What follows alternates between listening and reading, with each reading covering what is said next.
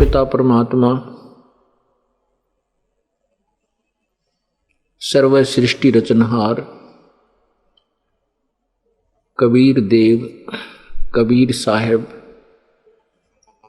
इस काल के लोक में सह शरीर आते हैं और सह शरीर चले जाते हैं।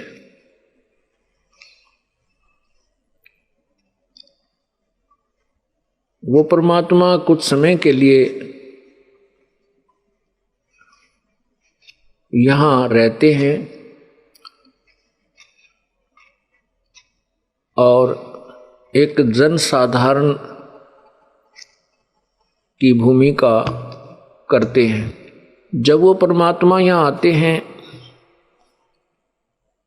वो तत्व ज्ञान का प्रचार करते हैं,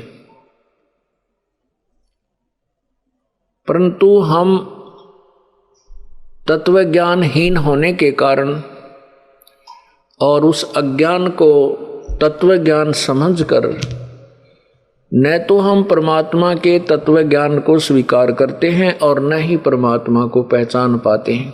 कारण क्या होता है? कारण ये होता है कि उस समय शास्त्र ज्ञान से वंचित और शास्त्रों का ही प्रमाण बताकर सभी गुरुजन शास्त्र विरुद्ध ज्ञान बता रहे होते हैं और हम उनके द्वारा बताए गए उस लोकवेद को, उस दंत कथा को शास्त्रों में वर्णित ज्ञान मानकर हम स्वीकार कर चुके होते हैं। वो परमात्मा जब आते हैं और वो कहते हैं कि जो ज्ञान तुम्हें बताया गया है ये शास्त्र के विरुद्ध है, यथार्थ ज्ञान ये है जो मैं तुम्हें बता रहा हूं। लेकिन हम अर्थात मानव समाज उस परमात्मा के उस तत्व ज्ञान पर विश्वास नहीं करता। क्यों नहीं करता? क्योंकि सभी सदग्रंथ जैसे पवित्र चारों वेद, पवित्र श्रीमद् भगवत गीता जी, पवित्र 18 पुराण और भी जिन शास्त्रों को हम प्रमाणित मानते हैं वे सभी संस्कृत भाषा के अंदर लिपिबद्ध होते हैं। परमात्मा अपने साधारण भाषा में, सिंपल लैंग्वेज में उन्हीं शास्त्रों में छुपे गूढ़ रहस्य को अपनी कबीर वाणी के द्वारा, कबीर गृह के द्वारा, अमृत वाणी के द्वारा लोकोक्तियों की अर्थात पद्य भाग की शकल में, पद्य भाग के रूप में वो उच्चारण करते हैं, उस ज्ञान को बोलते हैं। वो अज्ञानी ऋषि महर्षि जिनको हम महर्षि कहते रहे, लेकिन वो बिल्कुल अज्ञानी थे। उनको ना वेदों का ज्ञान था, ना गीता जी का ज्ञान था, ना 18 पुराणों को वो समझ सके। उन ऋषियों और उस समय के गुरुओं की समय जब परमात्मा आज से 600 वर्ष पूर्व आए थे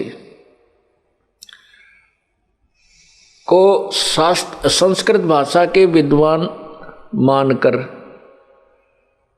और हम ये सोच लेते थे कि जो सदग्रंथों के विषय में कबीर जी बता रहे हैं वो संस्कृत के अंदर लिखे हुए हैं। और वो अज्ञानी गुरुजन कहा करते थे कि ये जुलाहा, ये कबीर धानक, ये संस्कृत से अपरिचित है, ये संस्कृत भाषा नहीं जानता, इसलिए इसके द्वारा बताई गई जो शास्त्रों का ज्ञान है वो झूठा है। तो हम भी अशिक्षित थे, अर्थात हमारे पूर्वज उस समय अशिक्षित थे, वो भी संस्कृत भाषा से अपरिचित थे। और दूसरी तरफ परमात्मा कबीर जी भी अक्षर ज्ञान रहित लीला कर रहे थे। वैसे तो वो परमात्मा थे, वो सब अक्षरों को, सब भाषाओं को अच्छी तरह जानते थे, परंतु जो विद्वान की परिभाषा हमने जान रखी है वो भी विपरीत है। यजुर्वेद अध्याय नंबर 40 के मंत्र नंबर 10 व 13 में स्पष्ट किया है कि कोई तो अक्षर ज्ञान युक्त जिसने थोड़ी सी विद्या अक्षर ज्ञान सीख लिया है, जानता है, उसको हम कोई विद्वान कहता है। और जिसको अक्षर ज्ञान नहीं है उसको हम विद्वान कह देते हैं। लेकिन विद्वान और अविद्वान की परिभाषा भी सत्य यथार्थ रूप में वो तत्वदर्शी संत ही बताएगा। तो पुण्यात्माओं, केवल एक भाषा के जान लेने से विद्वान महर्षि नहीं होते। एक संस्कृत भाषा का जानने वाला पंजाबी भाषा को से अपरिचित है तो उसमें वो अविद्वान है, और यदि वो गुजराती नहीं जानता उसमें अविद्वान है, यदि वो इंग्लिश नहीं जानता है तो उसमें अविद्वान है। तो वो विद्वान नहीं है, केवल एक भाषा से परिचित है। दो से भी हो सकता है लेकिन वो भी विद्वान नहीं है। विद्वान तो पूर्ण परमात्मा है। पूर्ण परमात्मा कबीर जी वास्तव में विद्वान थे, और हम उन्हें विद्वान नहीं समझ सके। हम उनको अशिक्षित मानते थे, अक्षर ज्ञान रहित मानते थे, जिस कारण से उन नकली गुरुओं और ऋषियों का दाव लगा रहा। वो ये कह करके चैप्टर क्लोज कर देते थे परमात्मा कबीर परमेश्वर का कि ये तो अशिक्षित है, ये धानक है, ये शूद्र जाति से है, इसलिए ये सदग्रंथों से अपरिचित है, इसकी बातों पर विश्वास मत करना। और ऐसा ही होता रहा।